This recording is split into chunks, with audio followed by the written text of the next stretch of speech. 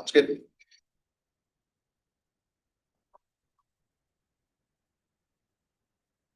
All right, good evening, everyone. I would like to call to order the June 12th, 2025 meeting of the Lacey Library Board. My name is Scott Robinson, and I am the current chair of the Library Board. I'd like to start off by doing roll call. So if I call your name and you're here, please signify by saying here. We'll start off with Pam. Here. Oz. Here. Let's see, we've got Charla. Here. Amy. All right, Amy is not with us today, and she let me know earlier that she wasn't going to be in attendance here. Also with us at the table here, we have Jenny Wilson from the Parks Department here in Lacey, and we have Christina Hancock, our fearless Lacey Library Manager. So welcome. As we continue to evolve as a board, we've started to do things a little differently here, added technology, and we're also adding a land acknowledgement this evening. And I don't think we've ever done that here with this board before. And if you're not familiar with the land acknowledgement, it's basically, I kind of thought about this earlier, it's a formal statement that recognizes and respects the indigenous peoples as the original inhabitants of the land on which we gather tonight and we live. And so I'm going to read a land acknowledgement, and then we'll go on with the remainder of our agenda from there. So we, the City of Lacey, are on the ancestral land of the tribal people of the Treaty of Medicine Creek, including the Nisqually Indian tribe and the Squaxin Island tribe. We acknowledge and remember those tribal people not recognized today who were absorbed or relocated into other tribes for survival. We recognize the ancestors and their descendants who are still here. We recognize and respect the tribal people of the Treaty of Medicine Creek as the traditional stewards of this land since time immemorial, and their role today in taking care of these lands in perpetuity. We recognize and have the responsibility to call attention to the histories of the dispossession, forced removal, and abridged treaty rights that allowed our nation, state, and city to develop as they have today. We recommend that the community members read the Medicine Creek Treaty of 1854. All right, thank you. Approval of the agenda. Does everyone have a copy of the agenda? Do I hear a motion to approve? Motion to approve. Second? I'll second. Okay. Any discussion? Okay, all those in favor? Aye. Okay, we don't hear anybody opposed. So great, motion passes. We're gonna look at the minutes from April 17th, 2025. I hope you had a chance to glance through those. Do I hear a motion to approve the minutes? Motion to approve the minutes. Is there a second? Second, but I have a question. Okay, discussion? Go ahead, Charlotte. Under the library manager's report, the second paragraph says that the Lacey branch will undergo a refresh that will include new smaller study rooms. I thought the last time we talked, it was uncertain whether the study rooms were going to be included. So I want to know if that sentence is accurate in the minutes. It's accurate. They will be. Okay, yes. Thank you. Okay. I also have a correction that I noticed under the title. It says 2025 meeting calendar. Mhm. It says the board agreed to meet again on Friday, June 12th, and today is Thursday. So if we could get that into the record, that would be great. Okay, is everybody comfortable with the amended board minutes from the last meeting? Okay, all those in favor? Technically, don't we have to withdraw or vote on the? Well, previous sure, night? Darla, we could do it that way, I suppose. All right. Do we have a motion to approve the amended minutes from the April 17th meeting? Moved and seconded. Okay. All those in favor? Aye. Aye. All right. Motion carries. Thank you. Okay, public comment. I don't see anybody in the room for public comment. Do we have anybody online? Nobody online. Okay, great. Thank you very much. We're going to get into the meat of our agenda here, and I'm going to start off by passing it over to Jenny Wilson, Senior Parks Planner here at the City of Lacey. Not much.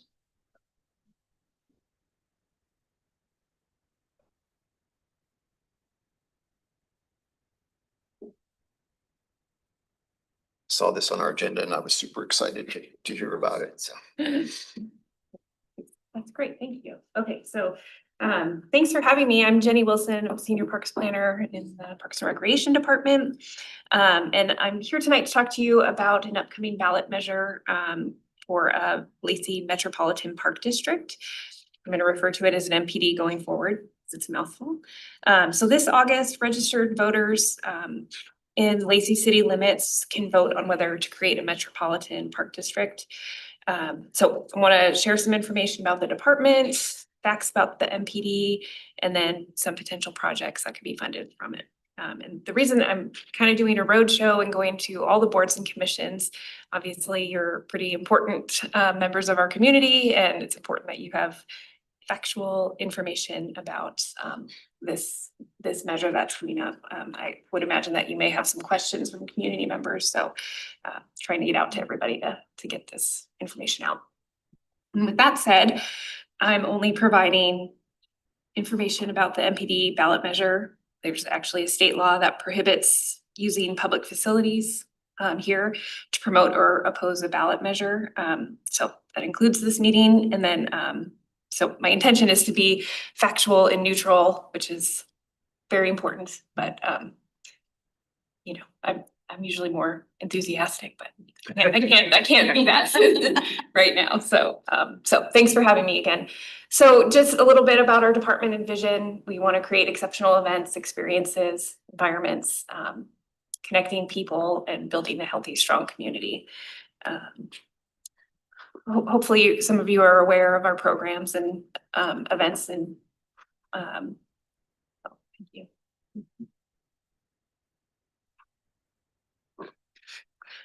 So just a little bit about our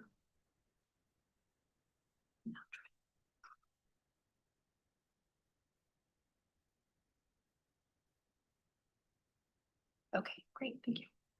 Okay, perfect, thanks, sorry. So our department has 40 full-time staff, 2 boards. We have the Parks, Culture and Recreation Board, and then the Historical Commission, and an operating budget of about $10.4 million a year.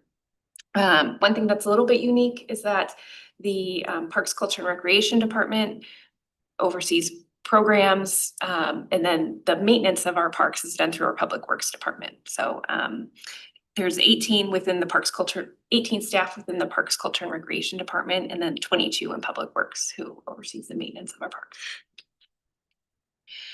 And then just a little bit about our department and some of our facilities. So we have a little over 1,200 acres of park property.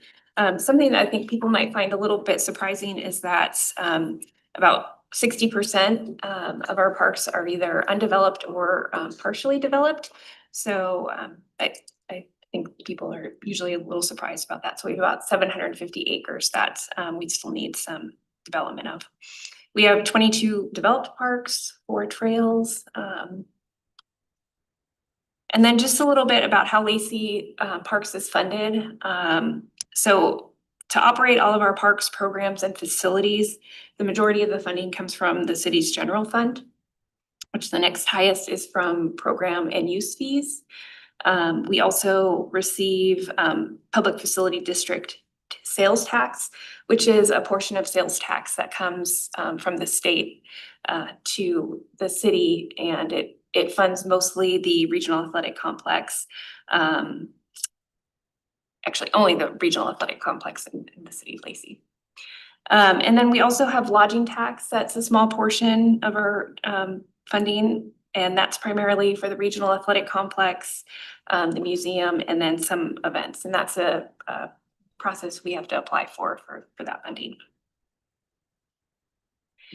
And then just a little bit about our department and what we have out in the community. We offer about 1,000 classes a year. We've create about 352,000 hours of recreation and serve about 90,000 participants through all of our classes and programs. And there's a list of all the different categories that we offer programs and events. It's really important that when we're talking about funding that we talk about parks maintenance. One of the things we hear from the community is that they love our parks are great. So it's important to talk about what goes into keeping them well maintained and running. So this is in 2024, our parks maintenance staff kept track of all the hours that they spent. And so the most significant one is 15,000 hours a year, just janitorial and park cleanup, cleaning restrooms. So it's just kind of important to know that includes safety checks of playground equipment, just general cleanup. So now a little bit more about the MPD. So it will create, if approved by voters, it will create the MPD to provide ongoing funding to maintain, operate, and improve parks, trails, and recreation facilities. The ballot will also establish the boundaries as just the Lacey city limits. It'll establish the governance, which will be the MPD would be governed by the Lacey City Council. And then it authorizes a tax rate of up to 45 cents per thousand of assessed property value. And then a little bit more about Metro Parks districts. So it's a junior property taxing district, and it's authorized by state law. You may be aware that some other local jurisdictions also have created Metro Parks districts. And again, it's to create new park features and facilities, operate those facilities, and then expand maintenance and programs. And why this is the direction that we're going is it provides an ongoing dedicated funding for new park features that may take longer to complete or may otherwise not occur.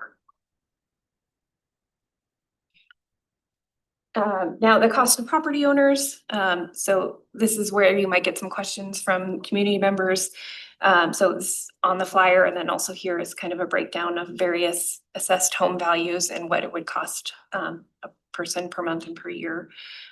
So the average, I think we've determined that the average home in Lacey is about $500,000. So $1,875 a month or $225 a year.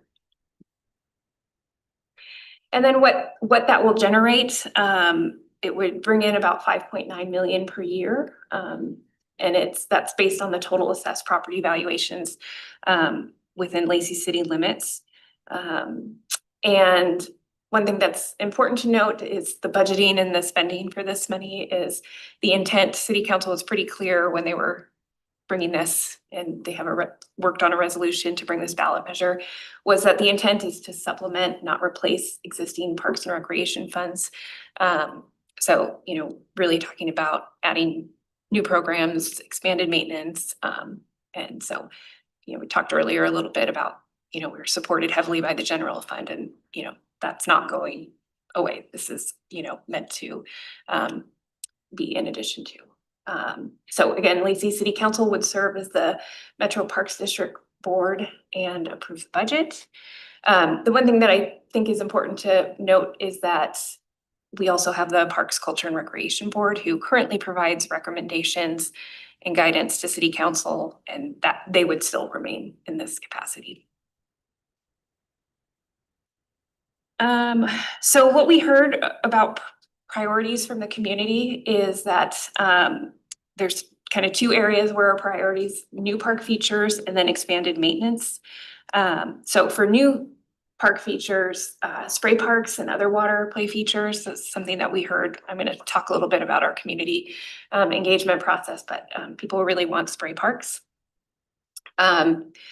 A huge recreational activity in the area is just walking. That's how people exercise a lot. So trails and open space access to do that was really important. Indoor playgrounds, sports fields, and outdoor features, pickleball playgrounds, pump tracks. All of those were pretty highly rated. So, and then for expanded maintenance, keeping park features safe and functional, routine maintenance and repairs, safety inspection, cleaning, lighting, landscape. And this really is going to be important if we build new facilities too, that we expand our maintenance to support those too.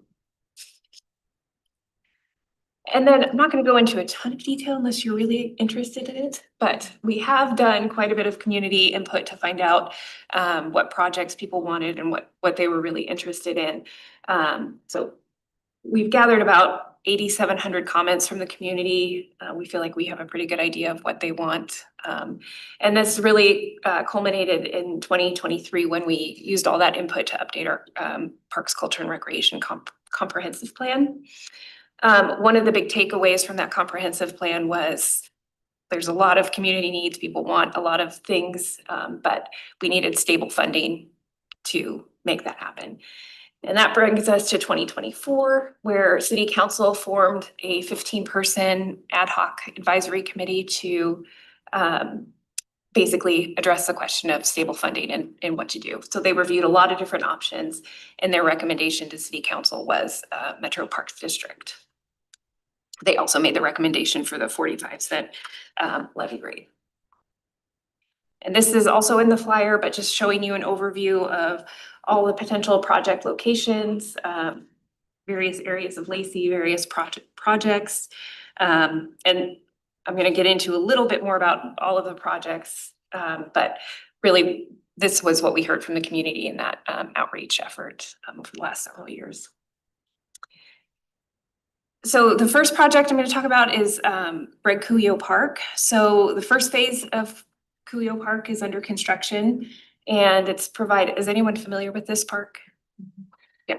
And so this is it's going to be a pretty big project for us. It is a huge project for us. So the whole site there in red is about 537 acres. The first phase that we're developing right now is just in that black circle area and developing 149 acres. So as you can see, there's a lot more that we could do in expanding and providing access. So the first phase is a large playground, trails, parking, and so additional phases that could be funded by the Metro Parks District would include, expanding playground, perhaps a zip line, restrooms, more trails. We have a lot of room for expansive trails in there. So, and we're really excited about the project, the current one, but then also potential development of the other sites on there is because this is one of only 2 parks north of I-5. So this and Meridian Park are the only ones that are developed park sites. So it's really serving a pretty large portion of our community in that area.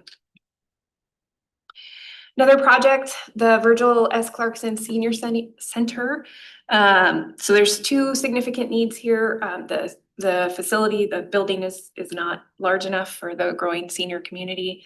And then also the parking, there's just not enough parking. So right now seniors often will have to park in the overflow parking on the south there, which creates a long walk for them, which really isn't practical. Some of them have mobility constraints. So we'd really like to see that developed into a larger fitting space for them.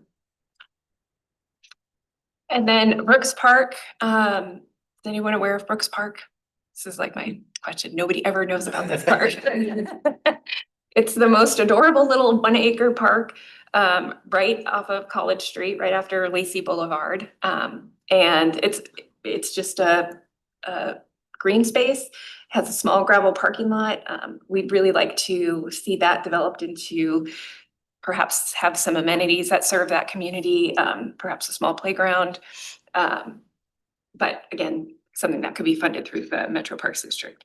And this is a kind of a important one for us because it's, it serves a little bit of a lower income area. It's really great walkability on College Street. There's apartment buildings nearby. So yeah, we'd really like to see a little bit more there. And then lakefront access. People really want to get spray parks and lake access, and we do too. So Long Lake Park, it's a fairly old park. We've had it for a really long time, but what many people don't realize is that we actually acquired it was residential property right next to the existing Long Lake Park. So we have a lot of ability to expand water access. There could be trails in there. Yeah, just more waterfront access would be great. Right now, there is a home on the site that we will likely need to address at some point, but we could have a lot more fishing options. That's something that we hear from the community, so. Does the stewardship of the water itself fall under the Parks Department? Or? No, the water is more Thurston County. And actually the area all the way around is really county. But the property is City of Lacey property and within city limits. And then also Wanters Park on Hicks Lake. Is anyone familiar with that site? Okay, so that's again, another beautiful piece of property on Hicks Lake. I would say it's one of our partially developed sites. There's some trails through there, but there's like 6 parking spots. So as our community is getting bigger on a hot day, trying to find a place to swim is pretty tough. So we'd definitely like to expand that. And then big plans for Rainier Vista Park. This could be a site for a spray park. We would like to expand pickleball courts. There's 4 out there right now, which is surprisingly not enough on a warm day. We live nearby, they're always full. They are always full. There's a lot of kids that would probably like a spring park. Yep, exactly. Yeah, it's surprising how you build 4 pickleball courts and you think that's Most of the tennis courts are makeshift pickleball. Yeah, ball right. courts. Two of the tennis courts are lined for pickleball and they each have 4 pickleball courts on each one. So there's really like 8 additional courts out there. So yeah, it's a great, it's easy sport to pick up. Gets people out active. They have a whole little community out there that, so yeah, it's a great project that we would like to see in a spray park. Obviously, there's restrooms, there's parking to support it there. So we think it could be a really great site. And then Meridian Park, this is the site, the one currently developed park north of I-5. So we could add so many things here. But we know that people really need sports fields. So this is one that we've kind of had in the plan for a long time, is to add a sports field. If you're familiar with this park, there's an open field area, and that has kind of been in our long-term plans to have a sports field out there. But there's also additional property where this could be a spray park, pump track, just added features. And then we also have a project to work with partners and North Thurston Public Schools to add some recreational features to the Young Child and Family Center. Is anyone familiar with this project? I always tell people it's at the old Bucknell Fields, but not everybody knows where the Bucknell Fields are. So it's right kind of behind Nisqually Middle School is where the school district's building this Young Child and Family Center. And so our contribution could be a playground, indoor playground, which is another thing that we heard from the community quite a bit, is like, what do we do when it rains? And this also, we have plans to add a spray park at this site, and that would be our contribution to it. And then another project is to add another spray park in South Lacey. We have not yet determined a location as of yet, but we know that we need 4 to serve our community and have, various areas where we're serving. So, and then I want to also highlight some replacement and maintenance projects that could be funded through the MPD. It's always exciting to talk about new things, but we also have to keep in mind that we have some aging facilities and infrastructure that really needs to be addressed too. So the regional athletic complex needs all 3 of their playgrounds replaced, which I think surprises people because everyone thinks of, Rainier Vista or the regional athletic complex. It's like a new facility, and it is fairly new in our inventory. However, it is so incredibly busy. It really serves as a community park, and with the added sports tournaments and use that it gets there, it's our most heavily used facility, and so all the equipment is degraded a little bit faster than some of our other sites, so that's in need of replacement. And if you've ever been out at the rack, it is just as busy with people walking and using the trails, the paved trails in between the fields. I think it's just as busy as you know, the sports fields at times, so it's great to see them. And then another potential project would be Home and Park. I think this is our oldest park. It was donated to us in the 70s, and the picnic area is, you know, just the asphalt is coming up, it's cracking and heaving. But one of the big factors is there's two really old Douglas fir trees that, as you can see, they were much smaller when they created this picnic area, and maybe didn't plan it as well as they should have. So there's two trees that if we don't reconfigure it, re-asphalt it, those trees are getting girdled and they're gonna die, and we'll have to remove them. So that's definitely a priority project we'd like to see happen. And then just Lake Point Park, this is a neighborhood park, but it's got tennis, basketball, and a pickleball court, and all of those asphalt surfaces are really in need of replacement. They're all pretty bad. They have some pretty bad cracks in them. And so we'd like to see that improved upon. And following the theme of asphalt, we have some trails at Wonderwood Park that are also aging, and the tree roots are heaving the asphalt and in need of replacement. And so we'd really like to get the trails in better condition out there too, for safety and just general use and appearance. And then in the next few years, in general, we have just many playgrounds that are going to be due for replacement, including Rainier Vista, Thornberry, and Huntemer Park. So for example, Rainier Vista is 21 years old. And I think some people might find that surprising, or maybe it's just me because I've been here so long, I don't know. So the consequences of having playground equipment that's really aging like this is that they're no longer in warranty when things break. It's hard, if not impossible, to get replacement parts. We've had this happen at a couple of parks that are nearing 30 years old. When things break on equipment that old, you have to take it out. There's no real solution to put something back in. And then I just want to briefly talk about some previous parks investments. In 2002, voters approved a $10 million bond issue, and that really led the development and improvements, amenities at many sites in our inventory. So what's important related to this is that many of these playgrounds that were installed with this bond issue are now due for replacement. And that is kind of the challenge of using a bond, is that it doesn't include maintenance and operation funding. And then just a quick review of the funding options available for parks, or the significant ones for parks departments is, continuing the general fund, which is great that we have so much support in the city, but it does compete with other city services. So many projects may take longer to complete. They may not occur. And there's limited ability to expand maintenance and programs. And a really great example of the time it takes to complete projects is the Greg Cuyo Park project. We started acquiring property in 2002, I think.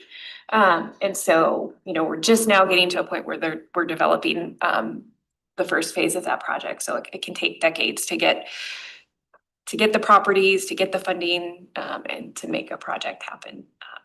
And so again, I just talked about a bond. It's kind of one time in nature with a defined dollar amount, and it's specific for acquisition and development projects. There's no maintenance or operation funding, which is a pretty big challenge for us. And then the Metropolitan Park District funding option, which is ongoing. There's no end date. It can fund capital improvements, acquisition, maintenance, and operations. And it's really just by the nature of how it's established in the state guidelines, it's dedicated to parks. So. And then in just a second here, I'm going to open it up for questions, but I just want to remind you that I'm happy to answer questions, but as a staff person, I can't use public meeting to promote or oppose a ballot measure. And that kind of goes for commissioners too. When I've done these presentations, sometimes there's a sense of people wanna, stay positive or maybe opposing things, and that's not what I'm asking you to do, not at all. Actually, I can't ask you to do that. So I just wanna put that reminder out there, so, that's the end of my presentation, but I'm happy to answer any questions or. Questions? That's a pretty thorough presentation. Thank Oh, you. thanks, I'm sorry, it went a little bit long, I'm trying to be. That's good. Okay, great, thanks. I'm just curious, so it says up to 45 cents. Right. So is that amount gonna be determined before it's put on the ballot? or- That is what is on the ballot language, is a maximum of up to 45 cents. Ultimately, the MPD board would then have to take a vote, but it wouldn't, it's on the ballot up to 45 cents, so.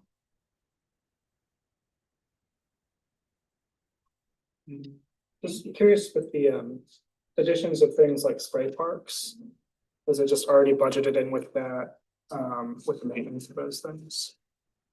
So do have longer. Right, they will have additional ongoing maintenance, and the MPD funding could be used for that expanded maintenance for those facilities, but there's no, outline of that now. Our first priority is.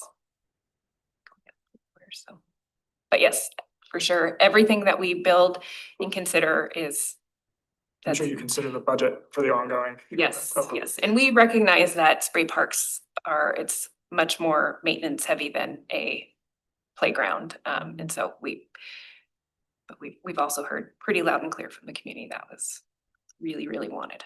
Do you know where we would get the water for the spray parks? I know that there's the mandatory odd even watering during the summer, so if we're trying to conserve water already, or Mhm. balance our consumption, isn't this exacerbating the problem? Yes, it kind of, the spray grounds that are used and what we would likely use it's recirculated water. So it's similar to a pool where it has a holding tank. It gets, sprays the kids and then it gets filtered down, gets recirculated. So it's not, it may have the appearance of being like wasteful water, but it's not just going down the drain. It's So it's getting, a one-time installation of water, it's not a constant. right. I mean, I'm sure that there's some evaporation. I'm sure there's some loss of water. But it's not as, it's not just going down the drain. Yeah.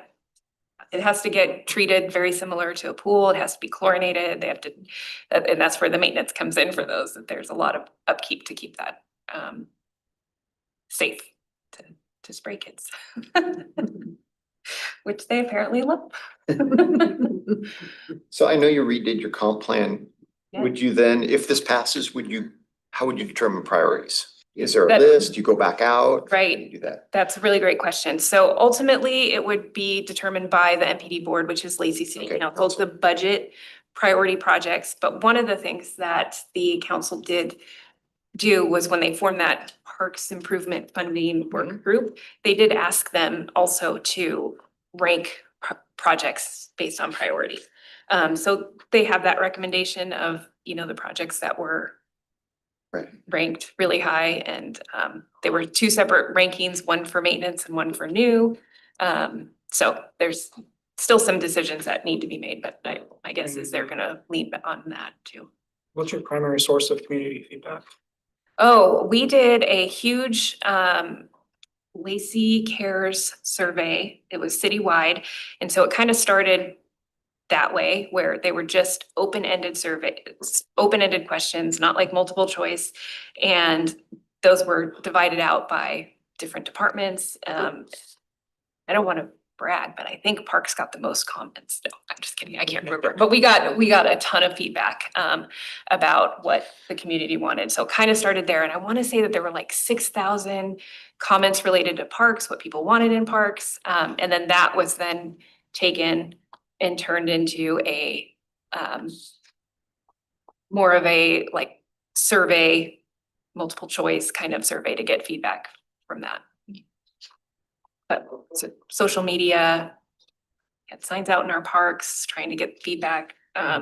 We also started a task force And actually, we had volunteers that went out and they were at events collecting, in-person feedback related to our comp plan. So that's all of that is part of the 8,700 responses. So yeah, if they didn't fill out a survey, they certainly had lots of other options to do it, but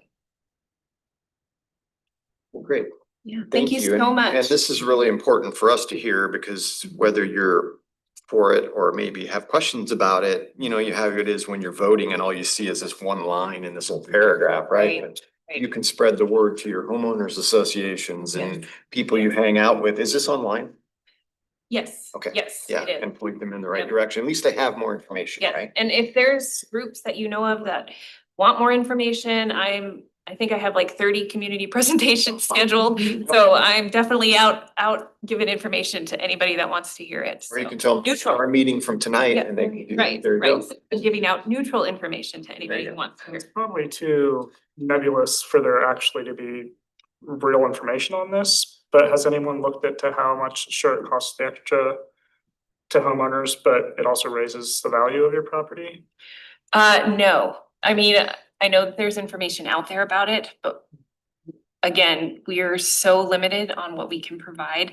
And so we can't do anything that would seem like we're promoting it or, That makes sense. yeah, it would be great. But we really have to be very cautious about, to the extent that we are even, we look back at like, what did we do for our comp plan? How did we get that information out? And we also have to stay within, some parameters of not doing excessive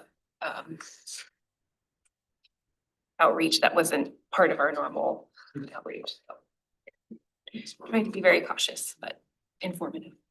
All right. Yeah. Thank you, Jenny. Thank you Appreciate it so very much. Yeah, and thank Your you for time. all your service on board and commission. I know that it's a lot of work.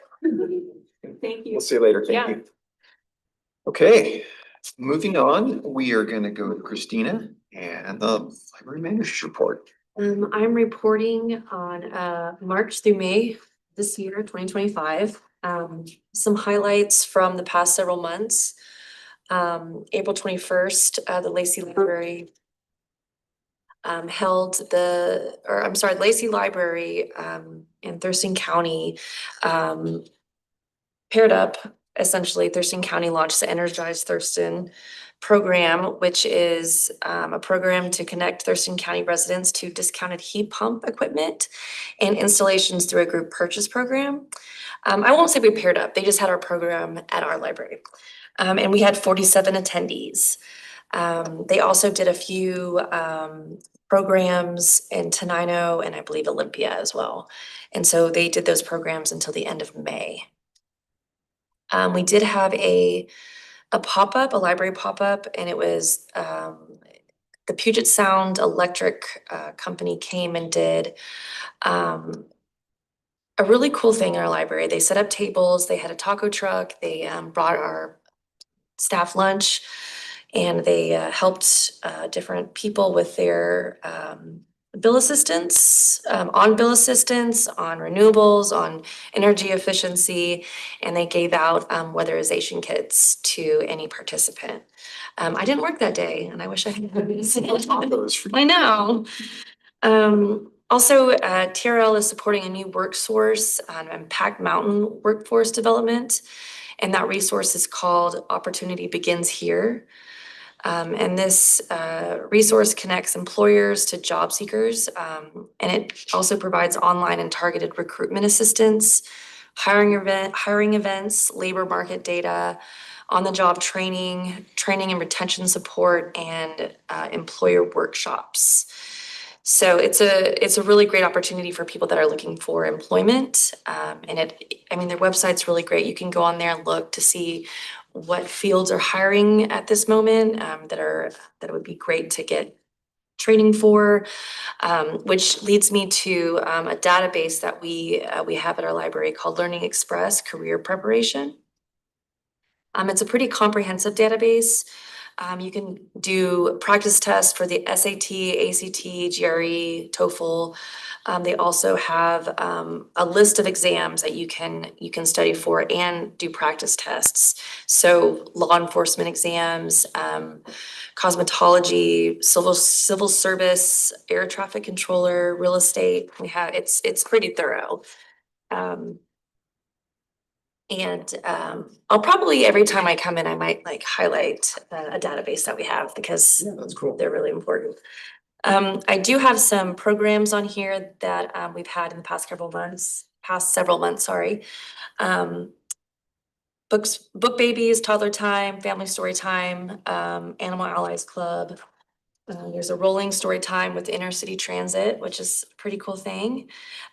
We had the PNW Fungi Basics, so it was a mushroom class. And all of the bold programs are monetarily supported by our friends group. So a couple of updates. Lisa Heyerdahl is on extended leave. And so she's our library supervisor. And so Nicole Page, she is one of our library assistants. She stepped into the interim library supervisor role. And she's been with Timberland for 8 years and has been invaluable to me in helping me run the library. So summer reading program is also in full swing. We are so busy right now, but I know we're going to be busier come June 18th? School's out. There are 4 versions of the SLP activity log this year, with age appropriate activities for babies and toddlers, school age children, tweens and teens, and adults. We're also using Beanstack, which you can download on your phone. And you can keep track of all of your books that you read. Some updates, the Tumwater Library will reopen on June 28th. They are having a grand opening celebration starting at 11 a.m. on that Saturday. We're actually really excited for them to open because they've been closed for some time. But we are going to lose some of their staff that have been working in our library that have been helpful. Yeah. We'll miss them as well, though. We do have new checkout machines. They have been installed in all Timberland libraries. They also act as catalogs. They're capable of printing due date receipts. And after the remodel, these machines will take the place of all of the computer catalogs in our library. Does that mean that the computers that are now dedicated to being catalog computers will transition to become 15 or 60-minute? Or will they go away? They'll probably go away. Yeah. Try. I know. Let's see here. TRL will also be participating in Lacey Polyfest. The Polynesian community holds this every year on the same weekend, I believe. And that's the same weekend as Capital City Pride, which we will also be participating in, and that's the weekend of June 28th. I did include some statistics from March through May. It really does highlight Hawks Prairie's checkout growth, especially digital checkouts. There was a 60% increase in March from March 2024, a 78% increase in April from April 2024. And unfortunately, I don't have the digital information for Outlook for May yet. I should have that by the end of the month, though. But all of the checkouts, all physical and digital, are in the upward trajectory every year. So that is my report. Questions? Yes, questions. Have that look on your face, no? I do have a question. Of course. Do we need to do anything with regards to the budget? I know I thought we were gonna spend money this year and now we're kicking it to the next Okay, year. yes. So anything to be done with Yes, regards, how can we help? So I met with Shannon last week on Friday. And we talked about the meeting rooms, and that money has been pushed to 2026. We also talked about the flooring that was not added to the 2025 budget, but will be requested for the 2026 budget.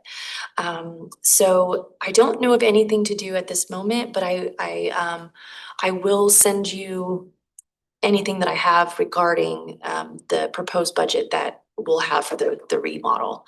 I did ask for an AED, it's really low hanging fruit, but we don't have one in our building, so that'll be something that we add to the probably pretty soon. I have another meeting, I believe in August to discuss sort of where we are with the refresh, and hopefully I'll have more information soon. Just having that meeting with Shannon and getting those details ironed out was something that was very helpful. I needed to know where we are with where I needed or what I need to submit basically for the next year. So yeah. So we have quite a long ways till our next meeting. I Yeah. think we won't meet till like October. So if you need anything in the meantime, get a hold of us. Absolutely. Get a hold of me. Okay. And we can see what we might need to do. If we need to submit a letter or something like that, we can Right. figure out how we get eyes on it and help Okay. out. Absolutely. Okay. And anything that you've done in years past that I'm not aware of, let me know if I don't want to leave you out of the loop ever. Okay, no, Yeah. no, I know So- you're just getting your feet under your still, so we appreciate that. Yes, of course. Okay. Okay, Any other questions? questions? Are there more copies of this? Oh my, I didn't bring any, that's horrible. Yes. It is in the packet. Oh, good. Okay. Yeah. Okay, wonderful. I think I have that. I have one, Probably on the iPad too. Okay, well, great. Thank you very much. I appreciate it. Okay, we're getting on to the end of our agenda here. So in like 30 seconds, as we do on the library board, I'd like to know what you're reading, if you wouldn't mind sharing. So we could start down there. What are we reading? I just finished The Berry Pickers. I don't know the author, couldn't tell you. But it was about indigenous people in up in Maine that come and pick the cranberries and blueberries, and this woman decides to just take this little girl that's sitting by the side of the road and raise her as her own, and it's a historical fiction kind of thing. It's really very interesting, but it's just, how one acts and how it impacted both families over the generations. Is kind of a heartbreaking story. Anyway. Let's see, I just finished Tagana by Guy Gabriel Kay. And I just got this book from the library today, actually. From like the special collections, because it's a really old one from like the 70s, I think. It's the one that influenced Name of the Wind. Nice. I'm trying to read. I feel like I'm always busy, but I'm about a quarter of the way through the biography of oh wow. This It's to land, me all the time, this so. land is your land, this land is from, no. no, this is bad. And it's being recorded. Woody Guthrie, goodness, that took me forever. Yes, Woody Guthrie. Yeah. I am giddy to have just started an advanced copy of the short chapter book companion to Peter Reynolds' Creepy series. If you have kids, if you have grandkids, and they have read any of the Creepy series, there's Creepy Carrots, Creepy Pair of Underwear, and Creepy Crayon. And I'll tell you, they are a hit among the kindergartners and the first graders where I work. And so the author has moved on to books for a little bit older kids. And the main character from the Creepy books, Jasper Rabbit, he's having trouble with his tonsils. Yeah. So I'm really excited about the book, but I haven't read enough of it yet. The message I got was that there were only 100 advanced copies available from the source that I was looking at, and I was very excited to snag one. It's always interesting to hear what you're reading. Because of your role in it. So, yeah, thank you for sharing that. And I myself, I'm reading a biography on Ty Cobb, old-time baseball player. So he was kind of a interesting guy, we'll just put it that way. All right, well, anything else for the good of the order? I feel really weird sitting over here by myself. So we're not gonna do this next time. All right, I'd like to adjourn tonight's meeting and we'll see you next time. Thank you, everyone.